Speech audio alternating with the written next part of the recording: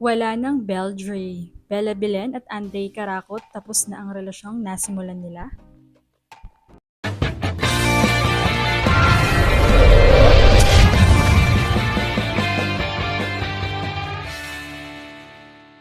What's up, Volleyball Nation? Welcome back to my YouTube channel. Narito ako para magbigay sa inyo ng updates tungkol sa mundo ng volleyball.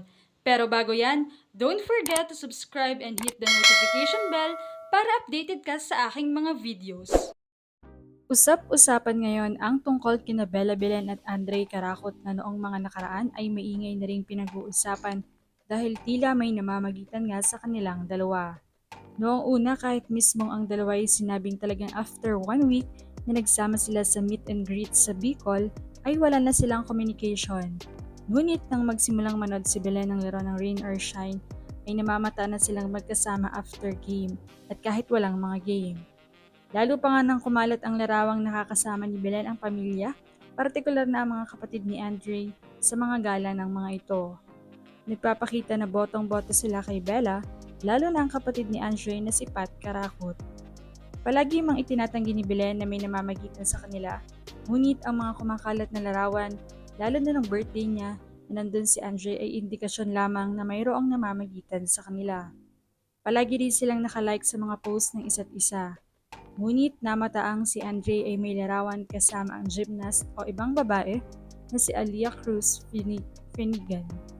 Agad na nag-react ang mga tao. Magkakilala sila ni Andre at mayroon silang interaksyon. Bagamat may larawan silang magkakasama ni Belen, ngunit marami pa ring mga espekulasyon.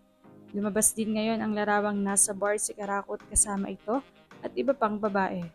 Bagay na talagang sinasabi ng fans na red flag at tapos na siguro ang Beldre. Hindi raw deserve ni Bella ang ganito. Player na raw inside pati outside sa court. May nagsasabing pati mga teammates ni Andre ay ginagamit lamang si Bella dahil sa sikat si Bella. Puro kasi doong mga nakaraan ay halos ang topic palagi sa kanilang mga FB page ay si Bella at si Andre na para lang sa maraming views. Ilan pa nga sa mga komento ng mga netizens, halata namang chick boy si Guy, pinagpipilitan nyo.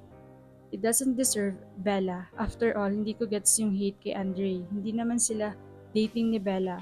Coming from sa live ni Bella na walang nangyayari. So kahit sino kasama ni Andre at Bella, wala tayong magagawa. Buhay nila yan. Hindi naman bagay, sa totoo lang talaga. Opinion ko lang naman at nakikita ko ng dalawang mata ko. Hindi sa maka-Beldre ako. Pero talagang iba yung dating. Walang spark. Tapos puro like pa rin ang post ni Bella ang red flag na yan. Galawang cloud chaser talaga si Anday. Mixed signal final boss Karakot.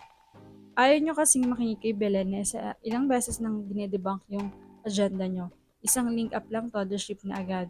Mga parasocial. These athletes don't owe you all anything. Suggestion, stop linking Bella to cloud chaser. Samantala ay hindi na rin masyadong nag-update si Belen sa kanyang Instagram broadcast channel.